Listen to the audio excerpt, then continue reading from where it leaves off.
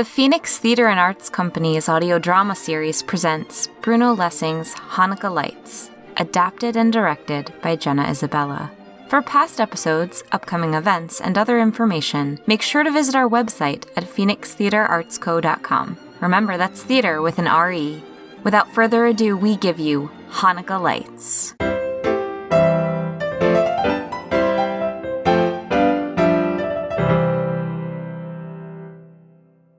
Hanukkah Lights.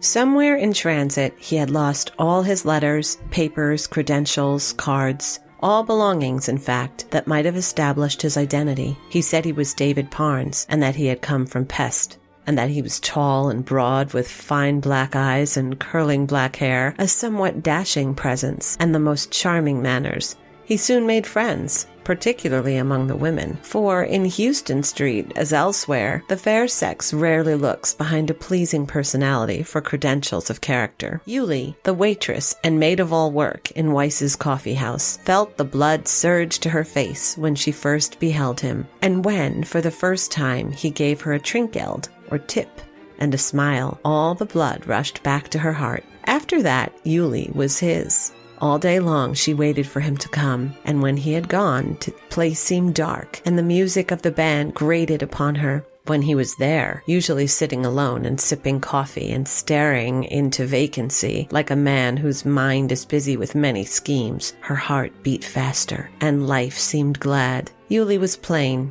painfully plain, but there was a charm about her that had won the admiration of many of the patrons of the place, some of whom had even offered her marriage, but she had only laughed and had declared that she would never marry. Sometimes these incidents came to her ear of Esther, the daughter of the proprietor, and made her heart burn. For Esther was fair to look upon, and yet had reached and passed her 20th year without a single offer of marriage. With all her beauty, the girl was absolutely devoid of charm. There was something even in the tone of her voice that repelled men, probably a reflection of her arrogance and selfishness.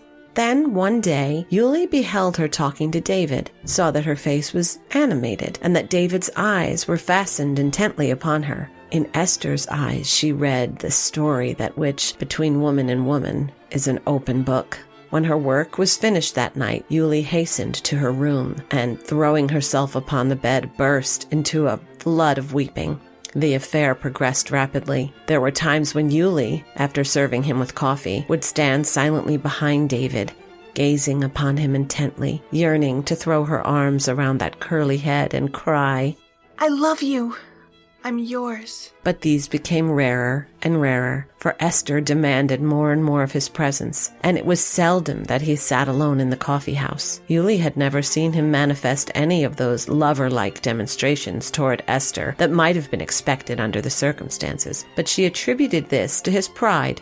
Probably, she thought, when they were alone, beyond the reach of prying eyes, he kissed her and caressed her to her heart's content. The thought of it wore upon her spirit, and when one day Esther told her that they were to be married at the end of a month, Yulie turned pale and trembled, and then hurried to her room.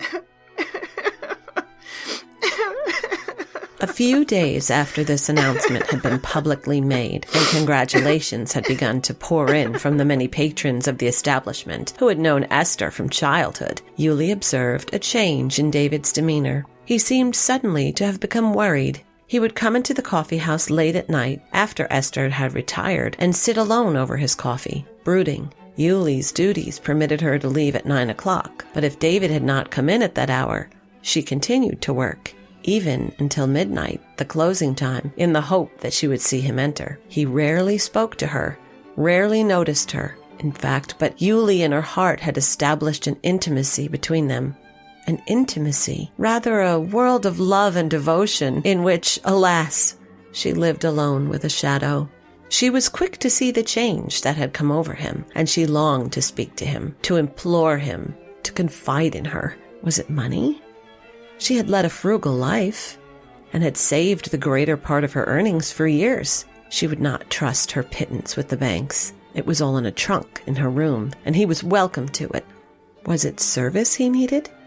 She was ready to do his bidding. The tears came into her eyes to see that face upon which light and laughter sat so gracefully now cast down with gloom. But David worried on the silence and left the place without a word. Then for several days he did not come at all. Esther told her that he had been called out of town on business. Did he not look worried when last you saw him? Yulie asked timidly. Esther's eyes opened in surprise. Why, no, I didn't notice that he looked any different. Yulie sighed. That night there came to one of her tables a brisk, sharp-eyed little man whose manner and accent betokened a new arrival from Hungary. He bowed politely to Yulie. You are very skillful, and your hair, your hair. He complimented her upon her hair, which she wore flat upon her head after the fashion of peasant girls in Hungary. He gave her liberal trinkgeld and bowed courteously when he departed. The next evening he returned and greeted her as newly made acquaintance. They chatted pleasantly a while. He had much news from the mother country that interested her. And then, quite by the way, do you happen to know a young man, tall and broad, quite good-looking, black eyes and curling hair, a very pleasant chap, extremely popular with the girls?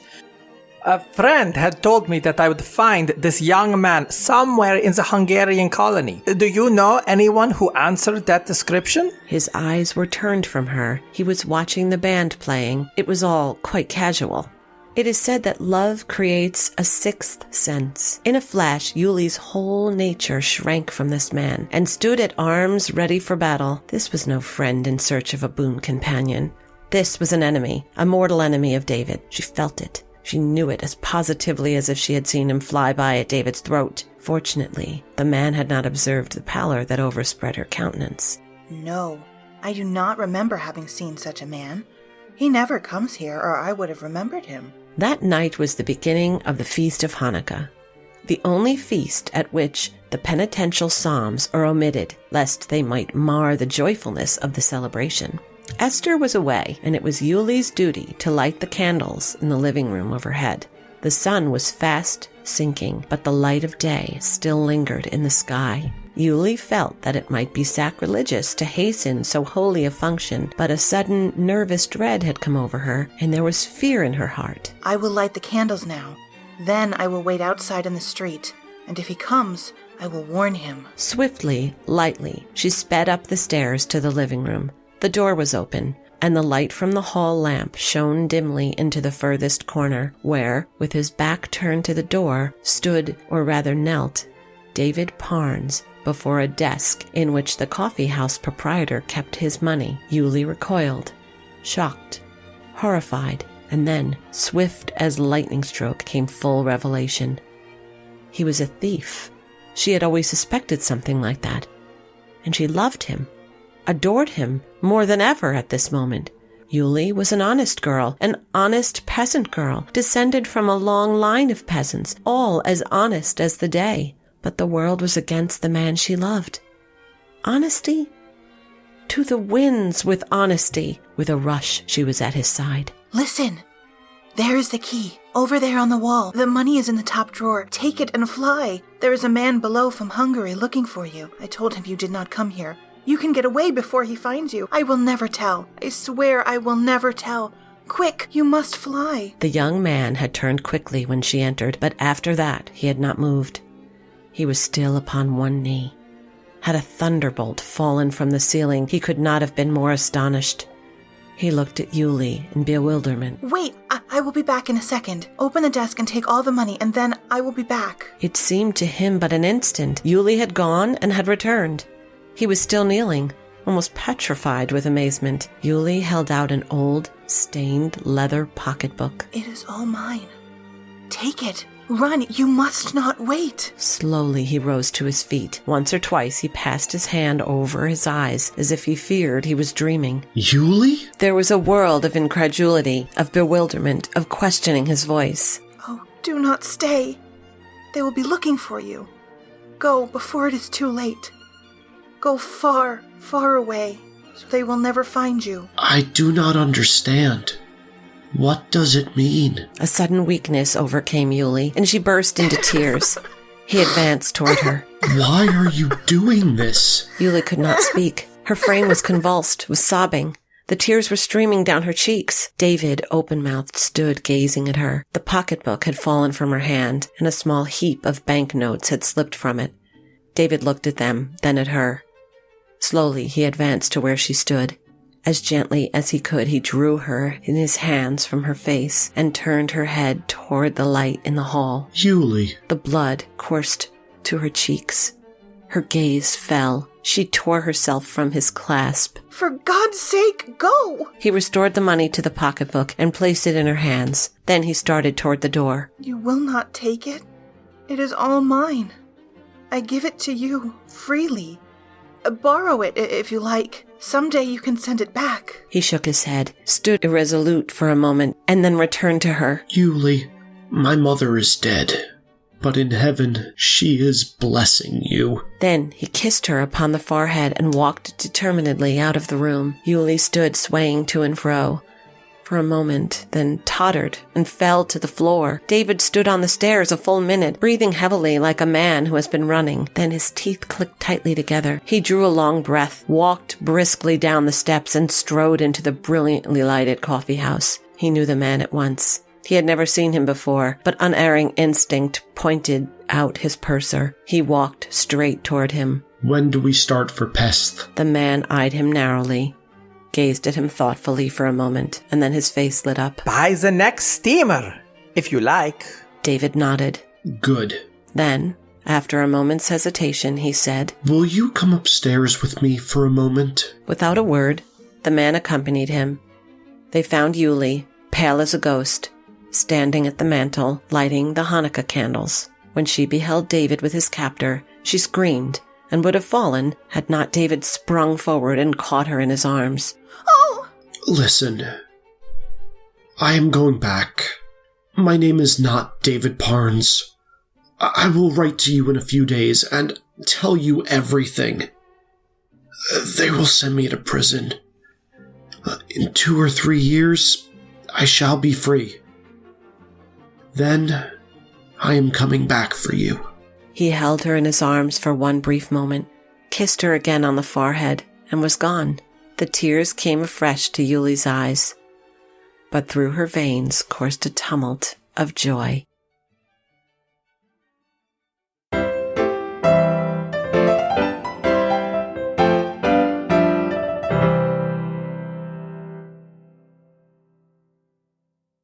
PTAC's audio drama series is a production by the Phoenix Theater and Arts Company.